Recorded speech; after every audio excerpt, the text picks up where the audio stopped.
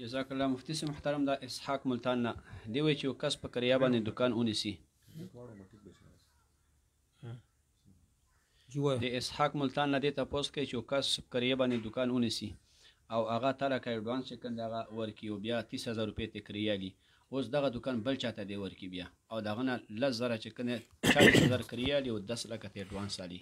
دکانداران داسې کوي چې نه دکان ونیسي په کریا باندې په اجاره باندې ونیسي نو بیا بل چله ورکړي په ګران، نو دوی ته پر دا جایز نه دي. یو صورت یې شته د جواز، یو صورت یې شته اسلامي طریقه یې دا ده چې تا چانه دکان ونیو په اجاره باندې مثلا په 15,000 روپۍ باندې هغه له هره میاشت 15,000 روپۍ ورکړه او ته دا غواړې چې دا دکان زه بل چا ته په اجاره ورکم او زیاتو پیسو باندې ورکم، نو هغې طریقه دا ده چې په دکان کې چېرته المرۍ جوړه کړه یا پکې زیاتوالی راوله دکان کې یو دیوال پکې ووایه، یعنی زیات کار پکې وکړه چې تا له دکان میلاو شوی په هغې صورت کې نه لږ شانتې بدل که پیسې پکې ولګوه. نو چې کله پیسې دې پکې ولګولې بدل دی که نو بل چاله چې په اجاره باندې ورکوې نو بیا په زیاتو پیسو باندې ورکولی شي.